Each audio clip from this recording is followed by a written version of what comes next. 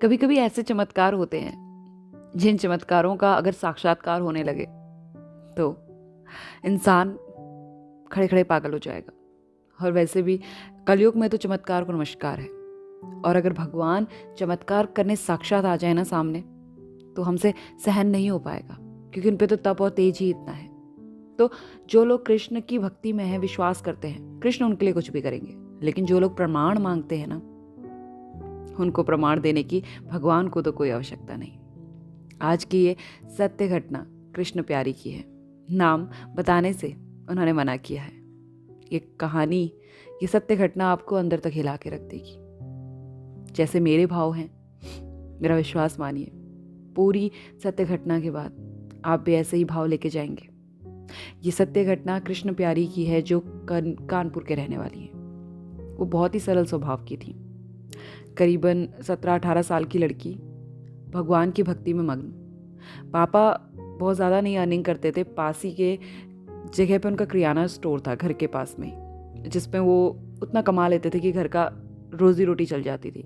एक छोटा भाई था जो पढ़ाई कर रहा था और माँ गृहिणी थी। ऐसा कोई इवेंट नहीं होता था भगवान पूजा पाठ से रिलेटेड जिसमें वो पार्टिसिपेट नहीं करती थी। कृष्ण प्यारी हर चीज़ में पार्टिसिपेट करती और भगवान की भक्ति में दिल से लगी रहती। लेकिन ऐसा भी नहीं था कि गले में सरस्वती बैठी होती थी और हर बार कृष्ण प्यारी भगवान के लिए जितना हो सके तन मन और धन से लगी रहती। वो किसी भी परिस्थिति में भगवान की पूजा करना नहीं छोड़ती। ऐसे ही 2022 की बात है, आज से 1 साल पहले अचानक से उन्हें खांसी हुई और खांसी होते होते काफ़ी बढ़ गई। तो उन्होंने सोचा चेकअप करा लेते हैं। चेकअप में लंग कैंसर निकला। लंग कैंसर से वैसे तो आम इंसान की बात कहें तो उसकी पूरी हिम्मत टूट जाती है और बस वो अस्पताल के चक्कर काटता रह जाता है। वो कहती है कि परिस्थिति मेरी भी कुछ ऐसी ही थी। दिन प्रतिदिन वजन कम होता जा रहा था और खांसी थी कि ठीक होने का नाम ही नहीं ले थी। 1 से 2 बार उन्हें खांसते खांसते खून भी आया था मुँह से। अब पूरा परिवार चिंता में, लेकिन कोई किसी को दिखा नहीं रहा था। वो जानती थी कि जितना खर्चा लगने वाला है इलाज में उतना मेरे पिताजी के पास है नहीं, लेकिन फिर भी वो कान्हा की भक्ति करना नहीं छोड़ती। लड्डू गोपाल की पूजा, उन्हें तैयार करना, नहलाना धुलाना नित्य क्रम से। उनकी माँ उन्हें कहती थी क्यों कर रही हो ये सब, मत करो, तुम्हारी तबीयत ऑलरेडी खराब है। लेकिन वो नहीं मानती। विश्वास था उसे कृष्णा पे, कान्हा पे, लड्डू गोपाल पे। तो फिर क्या हुआ? क्या ये साक्षात्कार हुआ? आती हैं कि खांसी जाने का नाम नहीं ले रही थी। अब तो रिपोर्ट्स आ चुकी थी कि मुझे कैंसर है। मगर फिर भी उन्होंने कहा उन्होंने कोई ऐसा एकादशी का व्रत नहीं था जो छोड़ा हो। वो एकादशी का व्रत नित्य क्रम से किया करती। वो कहती हैं कि एक बार उन्होंने निर्जला व्रत रखा था और उस दिन वो लड्डू गोपाल की पूजा कर रही थी और तभी पूरी तरह से टूट गई। रोते रोते कहने लगी, कान्हा मुझे अपने पास बुला लो, मेरी ये बीमारी लाइलाज है। वो कहती हैं कि मैं जानती हूँ कि ये लाइलाज बीमारी मेरे पूरे परिवार को कर्ज में डुबा देगी और मैंने तो जाना ही है ना कान्हा, तो मुझे अपने पास अभी बुला लो।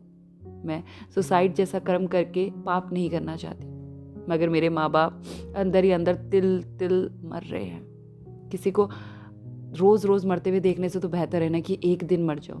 जानती हूँ कि उन्हें दुख होगा, मगर रोज़ रोज़ उन्हें दुखी देख नहीं सकूँगी। आप मुझे अपने पास बुला लो, मैं आपके साथ आपके पास रहना चाहती हूँ। मैं इस दुनिया को छोड़ना चाहती हूँ। इस शरीर का मैं क्या करूँ जो रोगों से भर गया है, आपकी पूजा में भी बाधा डाल रहा है। और ऐसा कह के वो बहुत रोई, इतना इतना इतना ज़्यादा रोई कि शायद उन्होंने अपने अंदर के सारे दुख को उमेड़ दिया। उन्होंने कहा मैं अपने लिए कुछ भी नहीं मांग रही कान्हा कि मेरे इलाज के लिए बहुत से पैसे दे दो, क्योंकि ये तो पॉसिबल ही नहीं है। और मांगना भी क्या है, मुझे बस आपकी भक्ति में रहना था कि शरीर आपको अर्पण, आप मुझे अपने साथ ले चलो जल्द से जल्द, ताकि मेरे माँ बाप कर्ज में डूबने से बच जाए। वो मुझे बचाने के लिए भरसक प्रयास करेंगे। और ऐसे कह के वो बहुत रोई उस दिन। अब वो दिन तो निकल गया, रात को वो सो गई। जब सवेरे जागी तो उनके दरवाजे पे कोई साधु भिक्षा मांगने आए। साधु को देखकर उसने कहा ठीक है बाबा, मैं आपके लिए कुछ बना कर लाती हूँ। और एकादशी का व्रत खोलना था, किसी को पहले कुछ भोजन करा देना, और अब तो कोई बाबा ही आए थे दरवाजे पर। तो उन्होंने उसे भोजन कराया। बाबा ने एक पुड़िया दी और आशीर्वाद दिया कि हमेशा स्वस्थ रहो। बाबा को देखकर पहले तो उसके मन में शक आया, कलयुग है, आपको कोई दया भाव से दुआ दे रहा है, थोड़ा सा डाउट तो होता है। वो अंदर दक्षिणा लेने गई और जब बाहर आई तो बाबा वहाँ से छुमंतर हो चुके थे। उसने थोड़ा सा गली में आगे जाके देखा, कमज़ोरी बहुत ज़्यादा थी शरीर में, ज़्यादा जल्दी जल्दी नहीं चल पाती थी, तो नहीं दिखे बाबा। उसने फिर भी एकादशी का व्रत खोला और भगवान का प्रसाद मानकर उस पुड़िया में से जो कुछ भी था ग्रहण कर लिया।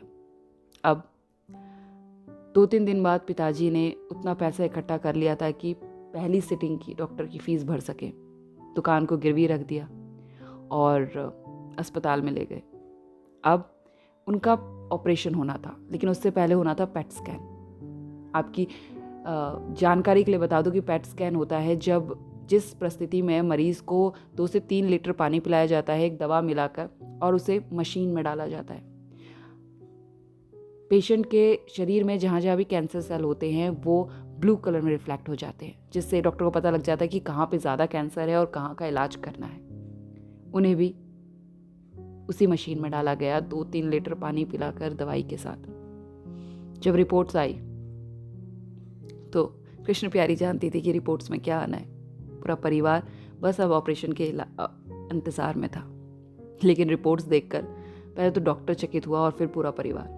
डॉक्टर ने कहा, इतने बड़े अस्पताल में आए हो, जहाँ से भी आए हो, किसने तुम्हें रेकमेंड किया है कि पेट स्कैन कराना है तुम्हारा?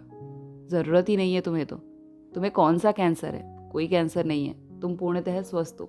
बस हाँ, चेस्ट में थोड़ा सा इन्फेक्शन है, इसको हम ठीक करने की दवाई दे देते हैं, कुछ 1 हफ्ते का कोर्स है, कर लो, फिर ठीक हो जाओगी। ये सुनकर कृष्ण प्यारी का परिवार पूर्णतः झूमने लगा। वो जानती थी कि ये कान्हा की कृपा है और उन्हीं की जादू है जो चल पड़ा। वो बहुत ज़्यादा प्रसन्न हुई, ये नहीं कि अपना जीवन पाकर, मगर यूँ कि कृष्ण उन्हें, उनकी आत्मा को नहीं चाहते, उन्हें इसी जन्म में इसी देह के साथ चाहते हैं। उन्होंने डिसाइड किया कि अब मैं शादी नहीं करूँगी।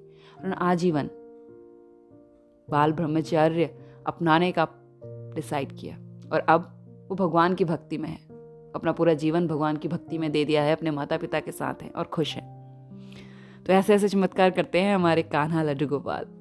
बस ज़रूरत है उनकी भक्ति में मग्न रहने की। मेरे रोंगटे खड़े कर देने वाली ये कहानी थी जिसे शेयर करे बिना मैं रह ना सकी। जिनके भी माध्यम से मिली, थैंक यू वेरी मच उन्हें।